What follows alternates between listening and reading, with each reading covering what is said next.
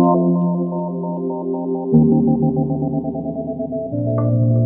everyone, and thank you for joining us for this virtual curatorial tour of the exhibition, The Counter-Public Sphere in the Condor Years at the Institute for Studies on Latin American Art. My name is Olivia Casa, and I am the exhibition and curatorial manager at ISLAA. ISLAA is an organization devoted to advancing scholarship and public engagement with modern and contemporary Latin American art through exhibitions, publications, lectures, and university partnerships. The Counter-Public Sphere in the Condor Years, curated by Nicolás Guagnini, is the second presentation in our recently inaugurated exhibitions program, for which we invite guest curators to organize original shows in our New York City space. The exhibition is currently on view and is open by appointment through January 15th.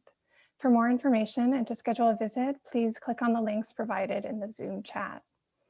I also wanted to take this moment to remind everyone that this tour is being recorded. And if you don't want to have your image captured, please keep your camera turned off for the duration of the event. We will leave time for questions and comments after the tour, and we'll invite you to either unmute your microphone and ask your questions directly or submit your questions in the Zoom chat.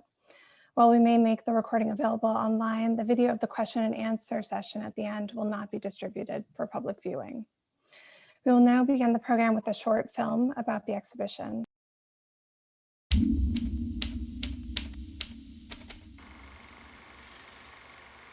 In a dictatorship, the public sphere is under the complete control of the state. The right to assembly is curtailed, there are curfews, people cannot meet. The press is censored. Under these conditions of oppression, artists created a counter-public sphere.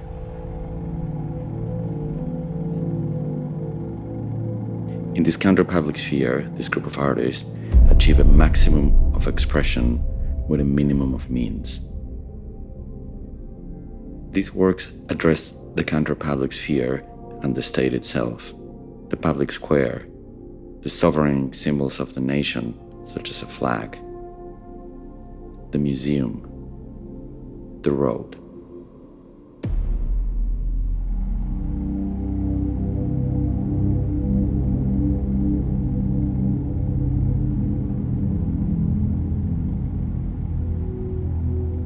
This is an image of rebellion, of intelligence.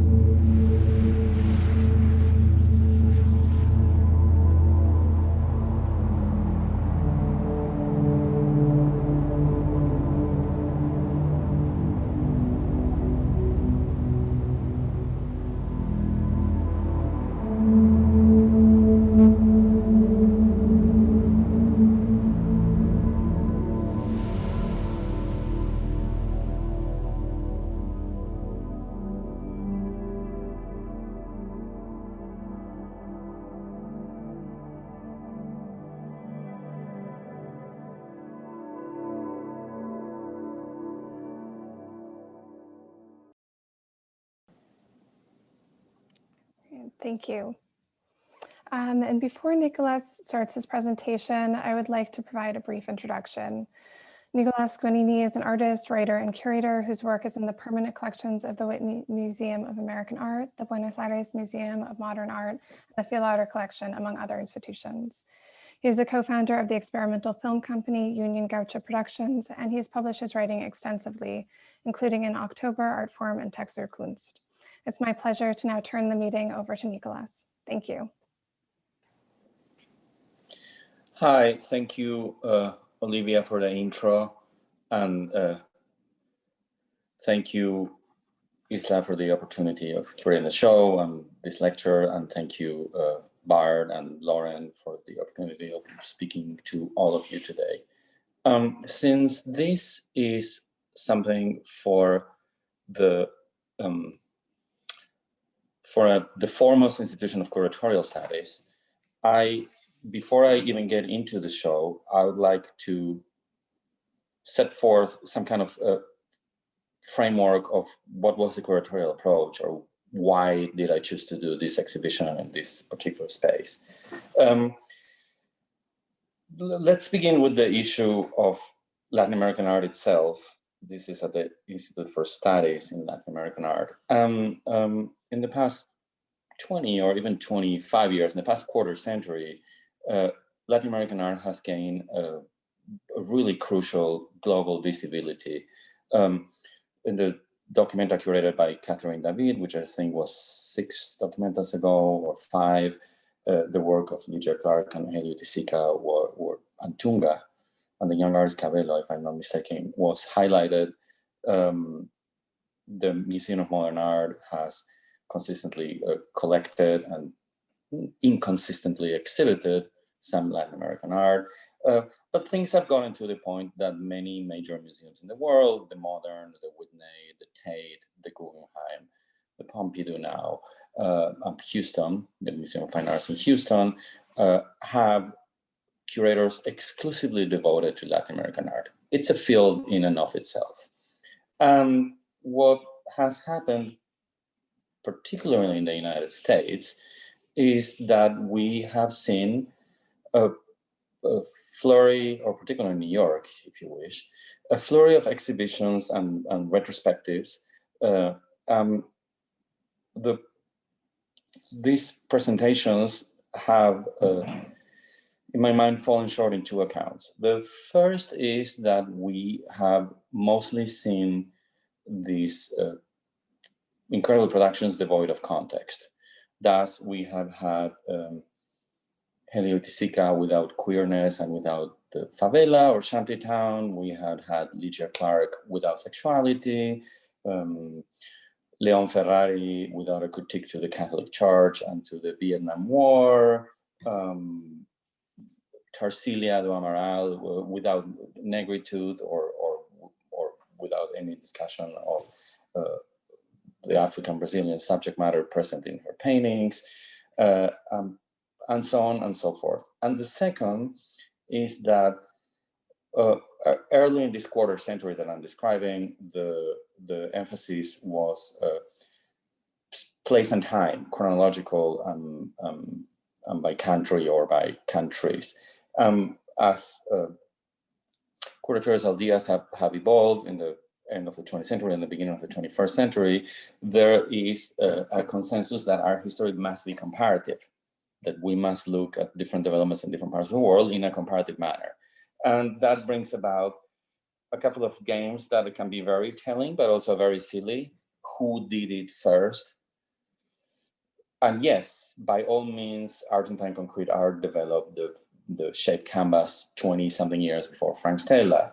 The dematerialization of the art object into pure languages or ideas is something that Lucy Depart cues from Masota and is discussed, I think, in Buenos Aires 6 months earlier than in New York, or something like that. I personally don't think that comparative chronologies are so particularly useful without context.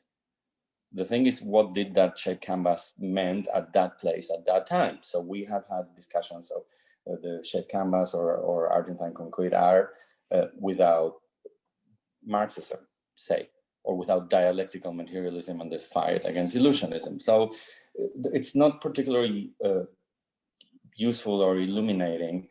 In my view, it always subordinates the art of the global South to some kind of importance determined by the art of the North. Oh, this is important because it was before, or this is important because it looks like that. And that's not the case. This is important because it speaks to the time and place in which it was made in a particular poignant, aesthetic, and poetic way.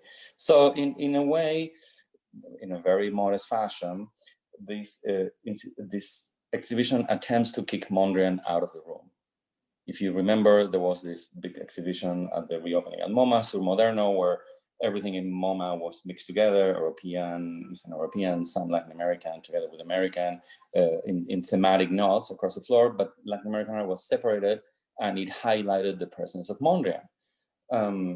So with all due respect to the Dutch master, which I enjoyed enormously, I studied vestigial. Of particular interest is when they kick Van Torgelow out of the movement for using diagonals instead of pure orthogonals. I think it's time for Latin American art to kick Mondrian out of the room. Secondly, the question of context it's always burdensome because explaining a context, and this exhibition has the context built into the title, the Condor Years implies telling a story and telling a story from a particular point of view. So I kept thinking, okay, we tell the story. We tell the story of the Condor Years, of the CIA involvement in South America, of you know, the prolongation into the 20th century of the Monroe Doctrine of hemispherical domination, neocolonialism, imperialism, Kissinger's role in the assassination of Allende, and so on and so forth. I mean, I very succinctly put all of these like in 3 paragraphs, but we can go on and on and on. But the most important thing for me when explaining context or historical context is that instead of comparing this artwork with this artwork, this concrete Brazilian concrete work with Max Bill, or this Argentine perceptism piece with this Mondrian, I think when we compare, we can compare the context, and a useful criteria or a possible criteria or something that did matter to me in this exhibition is that we can think about this historical context I try to explain, or I try to use to place these works in some kind of both historical and historical narrative in relationship to our present. What is this context saying to our present? What are we doing today with the countersphere? What does it mean to enact with some kind of resistance in the countersphere today? What kind of domination of oppressions are we facing? In geopolitical terms, and with the advent of digital technology, I don't think we can, in a clear-cut manner, say where the global South begins and ends. You can be in the global South in the Bronx. You can be in the center of the world in Sao Paulo. As Deleuze put it, there are centers in the periphery and peripheries in the center. So in that sense, the very idea of the counter-public sphere, in which I will briefly elaborate immediately after this intro, has for me something to do with the present. When I started this, I was thinking about Occupy Wall Street. I was thinking about how the Me Too movement moved from and works and operates from social media into the mainstream, that famous spreadsheet that was circulated. I was thinking about the Arab Spring. I was thinking about the protests in Hong Kong. I was thinking about the protests in Chile. I don't mean to say that any of these things are ideologically completely comparable, but these are all instances in which some kind of counter-public sphere was created, where people took on to some public space, be it online or offline, to challenge some power and obtain some effect, for better or for worse. More or less fairly, more or less unfairly, but something did change. Little did I know that there will be, when I started researching and when I wrote this text, that there will be a pandemic. And whilst Black Lives Matter is a movement that exists in the United States since, I think, 2014 or 15, little did I know that it will explode to worldwide consequences. But that makes the things all more poignant, because Black Lives Matter is a movement that takes on the public sphere, and then it generates a veritable counter-public sphere. So that's what I mean by trying to look at something instead of saying, oh, this artwork looks like this other artwork. So if we did something that looks like Mondrian, maybe we're good enough for MoMA. What I'm trying to say here is these works produced for this context create a model for thinking about politics and community that back then was operative in the 1960s and 70s, and may be operative today, may be useful today, may teach us a lesson or something we can use today. So the comparison is not work to work, but context to context, or what I expect to elicit in the spectator. So this is the general framework vis-a-vis the question of Latin American art and Latin American history itself. Secondly, there is a question of specificity, in the sense that the institution that is inviting me, ISLAA, is an institute for studies. Study means looking at texts, looking at documents. And the ISLAA holdings, the ISLAA collection, is archives and artworks. I imagine many of the people in this call have tried or have done research in archives.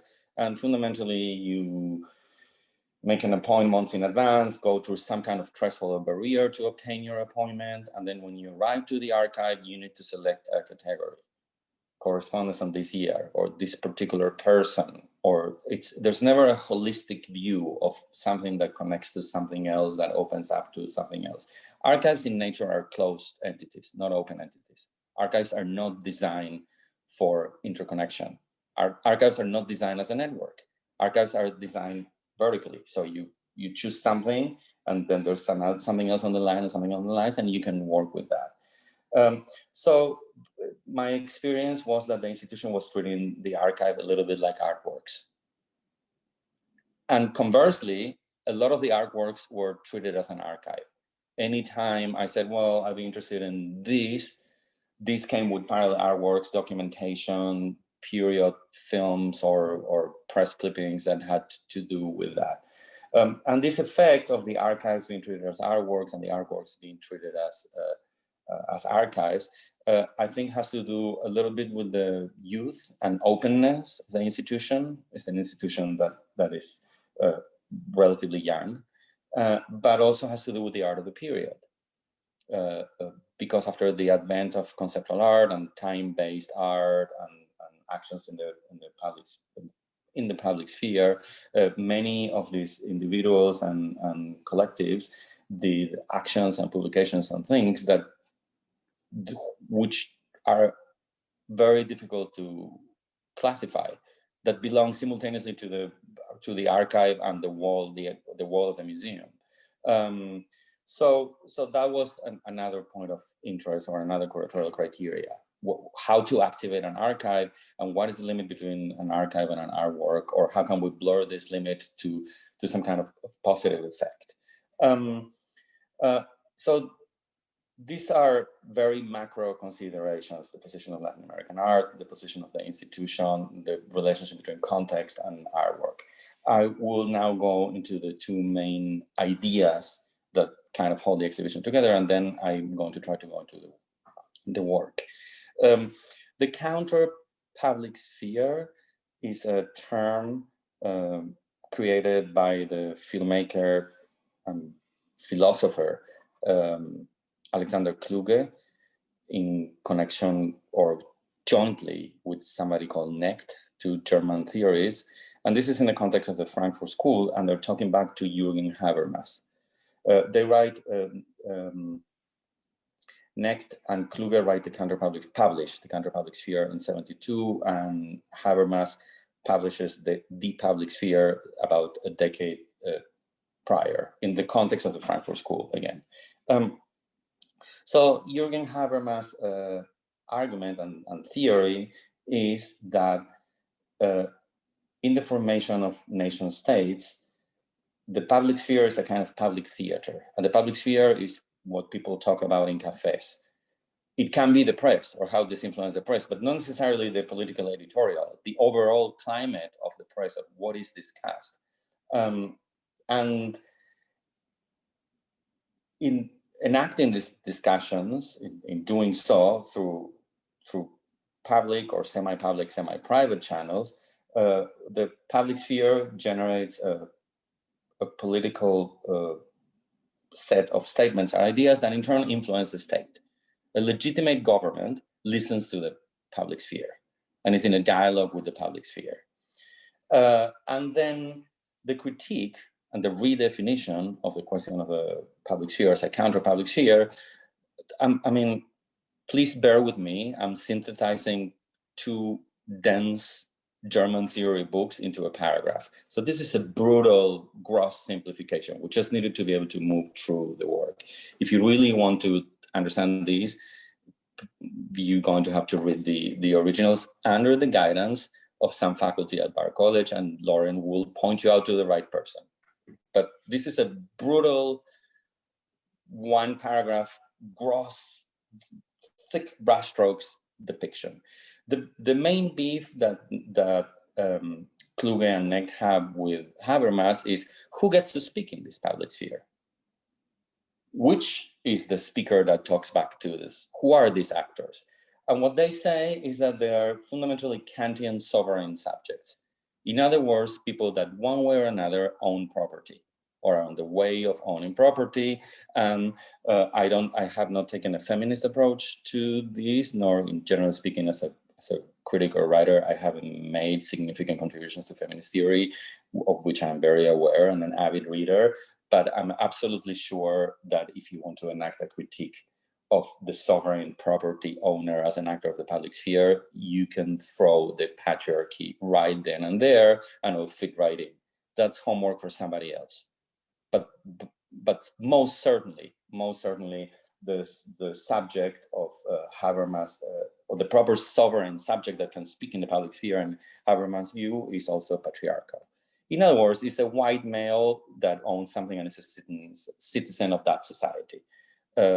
It's not a Jew whose property has been expropriated and that lost rights from 1933 on. It's not a Turkish immigrant in Germany, and it's not a woman. Certainly, it's not. So, in Kluge's ANACT reformulation, the counter public sphere is the space in public life where those who are not sovereign talk back or get to talk back. That is the creation of a counter public sphere. That's why I said that movements like Occupy Wall Street, Me Too, or Black Lives Matter are by definition counter public sphere movements. When we talk about a dictatorship, naturally, every act of public speaking has to take place in a counter public sphere, because the public sphere is under censorship. You can meet, there are curfews. Through Latin America between 1964, the beginning of the dictatorship in Brazil with the Institutional Act 5, until 1989, the end of the dictatorship in Chile. That period, 64-89, there were many times in different countries where the assembly of more than 3 people was illegal. Curfews will start at 8, 9, 10 at night. Places where people will assemble with the purpose of discussing, just as universities, film clubs, theaters, and so on and so forth, will be shut down or intervened. So in that context, everybody who manages to enact some kind of speech or discourse is taking place in the counter-public sphere. There is another connection here, which is that one of the members of the CADA group, which is the group included in the exhibition, was jailed, tortured in Chile, and then exiled himself in Europe in 1979. He spent several years in Europe, and he was a sociologist by training. And I haven't had the opportunity of interviewing him, but since he worked both at La Sorbonne and Frankfurt when he was in Europe, so the reference of Necht's and Kluge's counter-public sphere, if you were a trained sociologist in the 1970s, it's absolutely impossible to avoid. These are mainstream texts. And if you read the catalog essay, there are several quotes by Balcells, the person I'm referring to is Balcells, that closely resemble Kluge's writing. In the Argentine intelligentsia, the writings of Bourdieu, the writings of Foucault, and the writings of the Frankfurt School and of Kluge circulated. All the French stuff was translated very, very earlier in both Argentina and Brazil than it was translated into English in the United States. And the Frankfurt School stuff, partly because of the difficulty of finding proper translations from German into Spanish, took a few more years, but not that many. Even the ideas of the Frankfurt School enter South America almost immediately after they are produced. The pieces in this exhibition address the counter-public sphere and talk back to power in a specific manner. And I'm trying to define a subclass of artworks. And I'm going to refer now to another idea that transverses the exhibition, besides something that's on the title, is the counter-public sphere, which is the idea of the poor theater, the poor architecture, poor art, arte povera.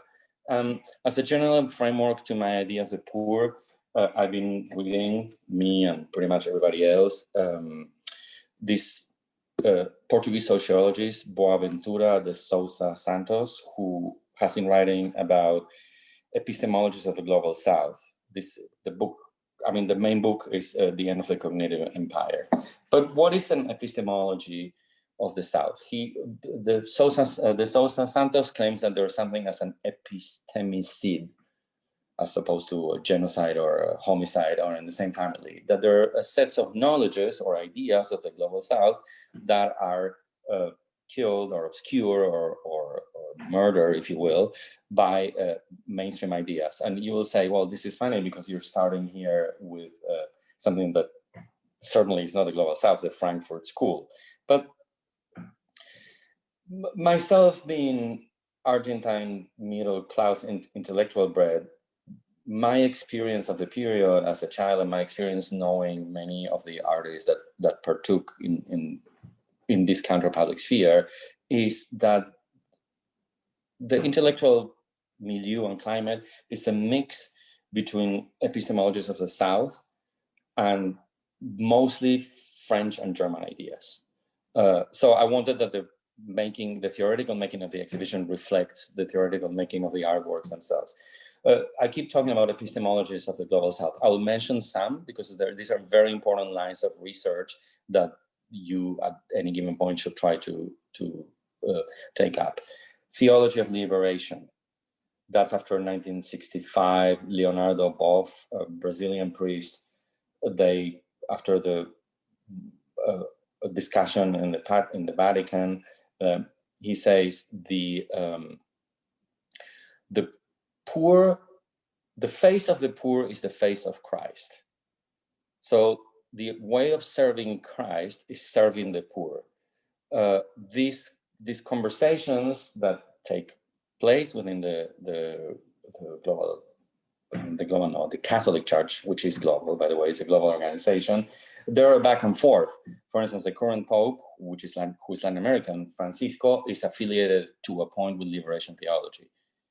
When his last encyclic, Fratelli Tutti, we're all brothers, addresses the poor. So the idea is that the poor is king, that we must serve the poor. Hence, it is the responsibility of the church to enact social justice. Then, again, in connection with the poor, with poverty, in 1971, Jorge Glusberg, the director of the CAIC, Centro de Arte y Comunicaciones, invites Grotowski, the Polish theater director, Jerzy Grotowski, to Buenos Aires, and Grotowski had formulated through the 60s his poor theater. Grotowski stands in opposition to, we're going to stay in this scheme for a second. Grotowski stands in opposition to technology and the spectacle, which is also an anti-American thing. Let's think that after World War II, the exponential power of American film and television and advertisement also invades or takes over Europe. So again, I'm going to synthesize the thinking of somebody who devoted a lifetime to formulating poor theater in like 2 sentences. But poor theater means that theater will never be technological, will never be film, will never be television. Theater needs to be with itself. And what is the basics of theater? The human body, the voice, and the relationship between the actor and the spectator. And if you see this schema, in the upper left corner, we see the oval is where the action is taking place, where the theatrical action is taking place, and the spectators are separated from these. In the following schema, which corresponds a little bit with some Roman and Greek ruins, where you had in the amphitheater people in both sides of the stage. There is a little more involvement because there's back and front of the actors with the audience. In the third schema, the actors have expanded almost as to take the entire space, and then you see how they come out, and then you see in what will be the fifth scheme how the spectators are integrated or almost as important as the actors, and you see in the last schema how the spectators and the actors can form a unity. In other words, what is happening on the room is there's no direct separation between actor and spectator. And if we look at Horacio Zabala, who actually was part of the group of 13, and the group of 13 is founded on a poor theater lab. Glusberg brings Grotowski to Buenos Aires, and he does a lab where people can attend. Several people attend, and out of them, the group of 13 is formed. And if you see this schematic diagram, we have A is the context, B is the artwork, and C is the artist. So they can form a unity in the same fashion that Grotowski was looking at spectators and theatrical action as a unity, a continuous unity in space. And it's in the intersection between some of them, creating this kind of, it's not exactly a Venn diagram, it's more topological than a Venn diagram. But you see that the artwork and the artist only happen as a function of the context. They barely have an independent space. This is going back to my context discussion early on. Another thing that hinges on the epistemologies of the South along with liberation theology is first, Paulo Freire's pedagogy of the oppressed, where he formulates keep in mind that by the time this is formulated in the 60s, more than 80% of the population of Brazil was illiterate. So literacy was a major issue. So Freire creates this system for literacy, or alphabetization, as it was called in Spanish and Portuguese, in which the people who were to receive the education, the educands, like the analizantes, and the educators are on even level, just much as the actors and the spectators. And knowledge is not vertical; it comes horizontally. The educators listen to the words and the needs of the people who's being educated, and together they go on create a system. So instead of going through letters, the key words faca, which means knife, will be replacing mi mamá me mima, my mother cares for me.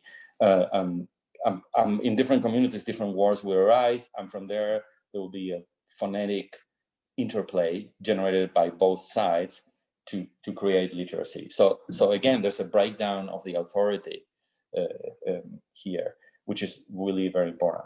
There is poor architecture, and you can see the Brazilian Italian architect Lina Bovardi comes into Brazil with high modernist ideas, pure design, and then she goes on to the city of Bahia, and this is a very cool picture for me. These are tiles that the Portuguese colonial empire left in the center of Bahia, and she's looking at them and thinking of what's missing and restoration, and her idea of and it's something in public space, and you see somebody's kneeling with her, and if we can see, you see this is a woman.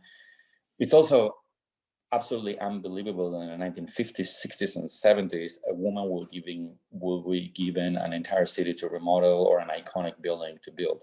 This doesn't happen still today. So here she's in action, and here's when she's formulating her ideas of poor architecture, and you see that the use of wood and materials proper to Brazil. Let's go back to the stool.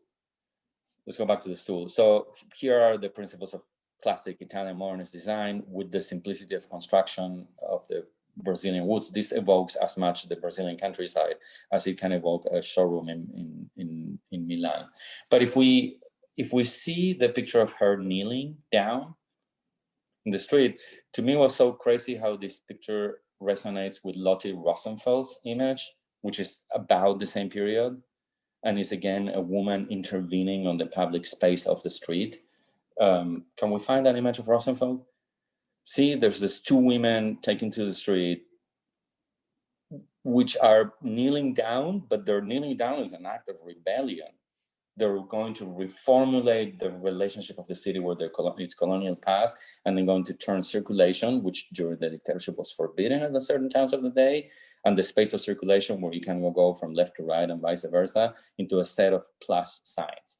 So the idea of poverty here, or something poor, doesn't have to do with the representation of poverty. It's not a direct representational idea where we're going to take pictures of poor people and in a spectacular fashion present them. Quite the opposite. Poverty here, we're going to use poor materials. We're going to work with the contingency of what is there. with the simplicity and the contingency of what is there. And if we can see the 4 pieces in the show, and I think we have a very cool image of the four pieces together, and we can look at the materials and the poverty of those materials, you will see that CADA's action in the city is a piece of cloth that occludes the museum, where you can go from the inside to the outside of the museum. Antonio Diaz's flag is a simple piece of cloth with gromets. So Antonio Diaz is just another piece of cloth, a black piece of cloth, where he writes the word reality in Italian, realtà, but it's inverted as in a mirror. Lotty Rosenfeld's work is bands of cloth that she glues on the floor. And Horacio Zabala's piece is not cloth, but something rolled out of plastic, the same plastic that comes in rolls and the same plastic that is used to build garbage bags. So see on the upper left, you see Antonio Diaz, a piece of cloth. You see here Rosenfeld with more clothes. You see Zabala installing his funerary element around the public square, and you see the CADA group occluding the entrance to the museum. The materials they're using are absolutely modest and meaningless without the context. The artwork is the conjunction of that and the road, the conjunction of that and the public square. Diaz's work works in relationship to a flag. So in terms of counter-public sphere, what these people are saying is, you can censor our images of poverty, you can censor our words, our political words, but you can't censor a piece of cloth, a piece of white cloth. You can't censor reality itself. You can't censor the road. You can't censor the public square. It is what it is. So it's not only the use of poverty and contingency against metaphysics, against transcendence, against the expensive materials, against the autonomy of the art object and the complete primacy of the context, but it's also reclaiming rationality. And this is very important because all dictatorial governments claim that the resistance is irrational. They have long hair, they like rock, their sexuality is wild, they attack the family, they're not thinking straight. And all these, and particularly and especially Lotty Rosenfeld, who turns it as the most simple of the dialectical gestures, she turns a minus into a plus. Nothing could be more Hegelian than that, right? It's the 2 basic positions of dialectics, the positive into the negative and vice versa. So it's a reclaiming of rationality. And in a way, this is saying back to the dictatorships, you are crazy. You're the ones torturing people. You're the ones not letting a democratic process happen. This is reason. We have reason in our side. So in that sense, the use of the epistemic or the global south idea of poverty or the poor, and I just mentioned a few things: poor theater, poor architecture, the pedagogy of the oppressed, liberation theology. There's also the question of the relationship with arte povera, which is somehow very, very close. It's always some kind of Europe, South American thing. There's another line of thought that comes with this, another important line of thought that comes with this, which is from the 1950s on. There is an explosion of informalism, informalist painting, which comes in sync with abstract expressionism. And instead of evolving into large, expensive canvases, those artists take on really cheap materials, pieces of wood, and there's a transit from the painting into the action. Everything that Alan Capro asks from Jackson Pollock, the destruction of the product and keeping the process, becomes performance. So you can see all through South American informalism how there's a transit from the pictorial plane through poor materials into action, into performance. And I believe that this happens also in Japan with the Gutai group. And I'm beginning to see a lot of exhibitions that crop up comparing the use of materials and materiality in Paris, in Japan, and in New York, and against this comparative art history, which has good aspects and problematic aspects. By no means I'm a Japanese or an expert in Japanese art. But what I have to say is that in the transits from informalist to performance, there is very powerful stuff. Can we get any picture of the Vivo Dito of look up any picture of Alberto Greco's, that will be the key work, which is in the 1950s, that opens up this discussion of poverty, poor materials, and a transit from the gallery walls into the public space or the public sphere. Look at the works that I've shown you. One is in a public square, another is on a road, another is a flag that you can put anywhere because it determines the public action of the. That's a very important image. Alberto Greco, who's a crazy, queer, radical Argentine artist who begins painting, devises this that is called the vivo dito. Everything that goes into the circle, he says it is alive and it becomes his artwork. So this is also an instance of using the public space and doing a mark in the public space. I see Rosenfeld's piece. I see all the work in this exhibition in a way has the root in this really, really crucial piece. And finally, I would like you to consider the use of these materials and this very simple action of creating a context. Because what is that circle? Everything that enters my circle is my context, my artwork. The counter-public sphere and the use of the counter-public sphere or context as an element of your work, to me, is a veritable counter-ready-made. Duchamp's idea of the ready-made is it's going to take an industrial object and put it into the art context. And is the art context that which is sovereign? Is the art context that which defines which is art? Anything you put inside, and these are probably the MoMA photographs, but see, anytime we see the ready-made, they're devoid of context. It doesn't matter. In any gallery we put them, this will become art. This is art by virtue of its context. And what these guys are doing are complete counter ready-mades. They're designating a part of context as their art. It's completely the opposite operation. I'm going to do a circle on the floor and on the street, and whatever comes into my circle or whatever I'm encircling, I am the art context. And wherever I bring that art context, I create art itself. I will go onto the road and with my gesture and with my sign, I'm going to turn this road into an artwork. And this is specific to this road in Chile during the Pinochet dictatorship in 1979, right here and right now. It's a complete negation of the autonomy of the art context. And as such, a complete negation of the authority of the art institution or the art power and the powers that underwrite it, collecting any supremacy, white or otherwise, that determines what is art and what is not. And in that note, I will open to questions. Thank you, Nicolás. So we'll open up the conversation to questions. If anyone would like to make a comment or ask a question, please feel free to raise your hand or post your question directly in the Zoom chat. Okay. Lauren? You may speak. Thank you. Nicolás, thank you so much for that super fascinating, erudite lecture. That was really fantastic and so enjoyable. Yeah, I just wanted to ask a sort of a basic question, which, since we're doing this on Zoom, I was wondering if you could tell us a little bit about, the spatial layout of the exhibition and choices you made.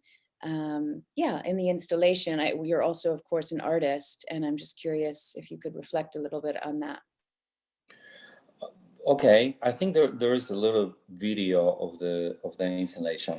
The first thing is that ISLAA is a semi-domestic space, is an apartment on the ground floor of a building, and it's one of these typical apartments on the upper east side that are either housing or at times they're used for doctor offices, but by no means is a white cube. There are openings in every side. As you can see, the levels come up and down. So it's a space of contingency. Now, if we stop in this picture, the exhibition is relatively small. There are 4 pieces, and I was challenged with installing moving image in relationship to photographs and documents. And if you see in the back that there's a little table, or not a little table, it's a large table, in fact, all the supporting materials and documents are there. Everything I queued from the archives that I read and utilized for this exhibition is there for you to browse. So there's some kind of continuity where you're looking at the artworks which themselves, for instance, the first piece you see on the left in this is the whatever is left of Horacio Zabala's piece, which is these 2 drawings of his proposal and 1 photograph of his. So he has proposition 1 and 2. This is a plan of the public square where this took place. Proposition 1 on top is the one that has the one that looks more like a funerary parlor. The proposition number 2 looks a little bit more minimalist, but this could very well be part of the archival material. It is in fact archival material. It is in fact both a document and an artwork. So my first challenge was obviously to activate all these books in the back in relation to the work, which I think I did with the table, where you walk from artwork into document. And the second challenge was to incorporate 2 videos. I want to go back to the image of Lotty Rosenfeld's video. If we can find that image again, to incorporate these 2 videos, again, in relationship with the photographs and Antonio Diaz flag. I'm going to speak a little bit more about the placement of Diaz's flag.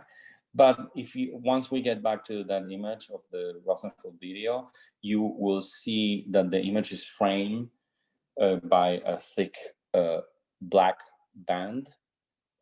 So you tell me about me being an artist. In a way, what I did is I apply an idea that comes from Zabala's piece, which is framing a space in a black band to a video.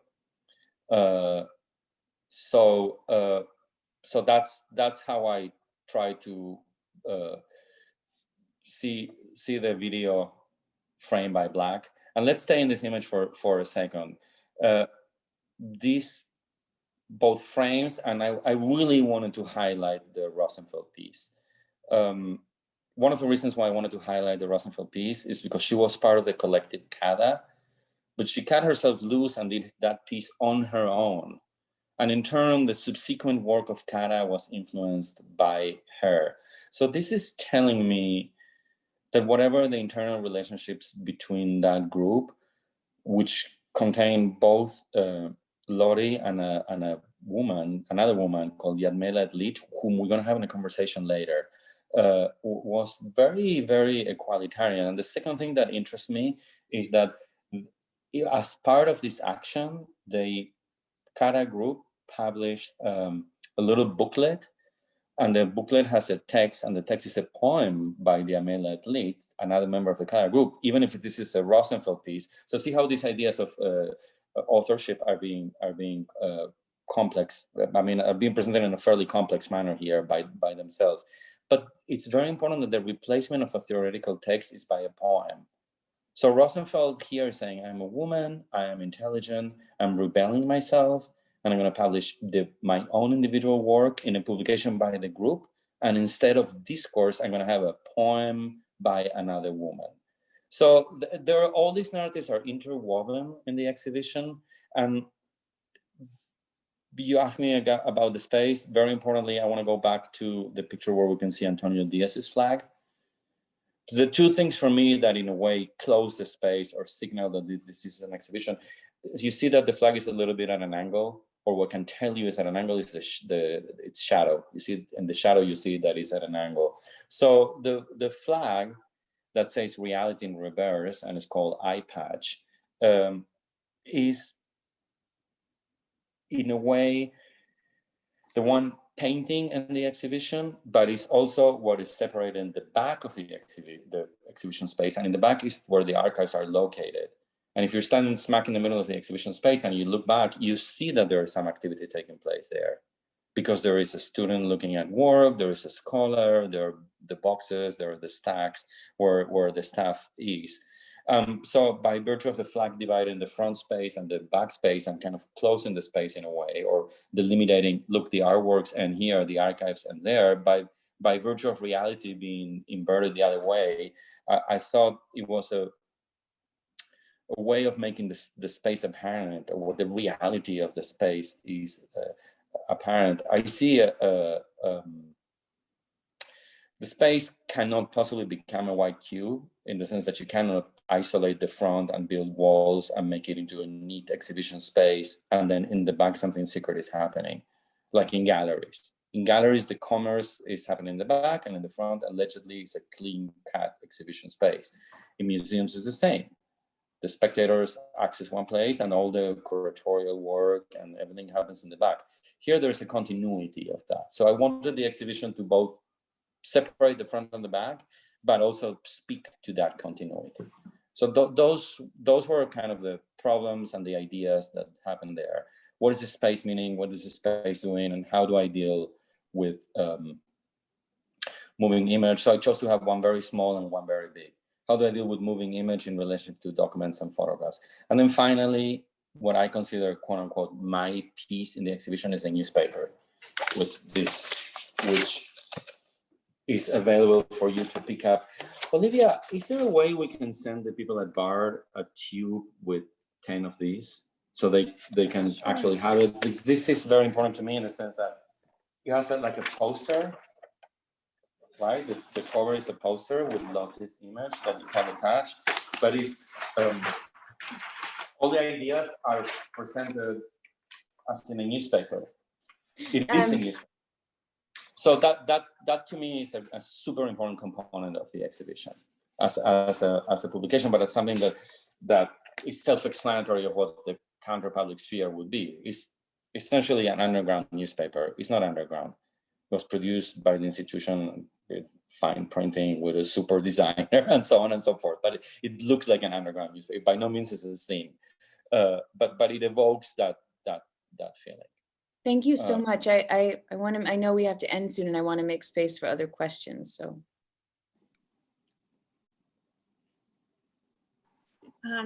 Yeah, I'm gonna try to elaborate my thoughts because I have so many ideas after this talk. Thank you very much. It was super generous. So I'm thinking a lot about how certain actions or certain acts take different meanings in their counter public space. And I was thinking if maybe this like exercise of archival work, of archival research could also be understood as like a counter private space kind of thing, both in the installation and in your work as a researcher. Well, my understanding, this has to do with the institution and what I told you about my experience as a researcher. Say I've gone to MoMA archives. I was a professor at Barnard and Columbia many times. So I used the library there, and there's a lot of non-circulating stuff and there's even stuff that, if you want to see the Mayer Shapiro papers, you have to make an appointment, and that's separated in boxes and whatever. So this has to do more in terms of activating the archive as how the exhibition, how the institution conceives the archive, more like a living entity or as an active entity. But there have been interesting projects that activate an archive or a body of knowledge, even in the public space. For instance, during the 2000s, there was a project in Argentina called Eloísa Cartonera, which was generated by these two artists, a poet, again, a woman poet, Cecilia Pavón, and another poet, visual artist, Fernanda Laguna. And what they will do is they will make photocopies of canonical text, Kafka, Borges, and they will have people, really poor people, here it is, really poor people binding them and creating covers, and they wouldn't pay, forget about copyright. They wouldn't pay the copyright holders. It was just underground on the street, and create these books that in turn the poor people who made the covers will go and sell at a profit and use that money to buy lunch and survive. So this was like an attempt to take the archive of classical literature, of universal literature, converting it into a kind of public workshop for art making, and then finally into a commodity where the ownership of the artwork will go in the hands of the people. I'm thinking of an example. This has nothing to do with my exhibition. It's just a project that interests me very much. But going back to your question on your thought, yes, any body of knowledge is to me part of the public sphere, and as such could be turned into a counter-public sphere. And fundamentally, an archive is a body of knowledge. So yes, it is the part of the job to make that speak back, to make that talk back. That's what you should be using the archive for. If no, there are pieces of paper in boxes. That's what they are, pieces of papers in boxes, unless you use them. All right. Is this satisfying your question in a way? Yeah, definitely. Okay. Thank you. All right. Okay. Anything else? Yeah, I have a question. Maybe you just approach the topic with Eloisa Cartonera, but well, thank you for your presentation. It was really interesting and amazing. I was wondering in which ways you see these counter-public actions in the counter-public sphere and the poor materials appearing in contemporary art, mostly in Argentinian art, and what has changed from those 70s to now, no? Because, well, many things has happened, so I was wondering what's your opinion or insight on that? One of the major problems of trying to judge this is that we have to judge it against two axes. One is, okay, how many people saw Zabala's piece? The police shut down the exhibition the following day. Maybe 1,000 spectators, maybe 2,000 spectators if we are lucky. Did it change anything? Did it spur any kind of rebellion? Did it change anyone's lives? Let's go to Tucumán Arde, the most emblematic piece that stars or puts together, direct political action with artists. Did it really change anything? Did the life of the workers in the sugarcane factories change at all? I don't think that the political effectiveness of our works in the counter-public sphere is the actual measurement. These actions are generally liminal, marginal. So what I saw happening is that this question of these actions that were very marginal in the 1960s and 70s were taken up in Argentina from the 2000 crisis on in a more in a manner that will reach more people and attempt to be more effective politically. Less important as art and more important. So Eloisa Cartonera said, the project, whoever participated in the project and did books and sold those books had money to eat that day. It had an effect, not to scale, but it did have an effect with people and to people. If we go a little before Eloisa Cartonera, we can go to El Siluetazo, and this wasn't seen by a few people. And I think the change is that these original actions are one action, one time, in one place, right? And all the stuff that was done a little later, from the late 80s into the 2000s and until today, are models of activities that we can reproduce. So El Siluetazo didn't happen specifically in just one place at one time. It's an idea that could be done in many places of the city, many other times. And the same thing with Eloisa Cartonera. We can do it today. Again, I think it's done today in some parts of the world or whatever. So it's that shift from unique action to a model of actions that can be repeated. And then to go back to my first question, what is the actual political effect of this? And my answer will be known or liminal or very marginal or very, very small. I think the part of the job, or the curatorial job, specifically your job as students of curatorial practice or young curators, is to present these as models. These are models of thought. I don't know what Zabala achieved in 1972, but what I know is that this idea of the public sphere and this idea that an artist can talk about the Trelew killing, because that's what this piece was about. There was a massacre in a prison and it was mourning for the killed prisoners. So in a way, the memory of the Trelew people never died, because this piece keeps on coming back and coming back and coming back and coming back. In a way, these are the Trelew prisoners. So they were killed in cold blood in a prison in the south of Argentina, and the government claimed that they were trying to escape or attempt a rebellion. So the Zabala piece turns an entire square into mourning 2 weeks after this happened.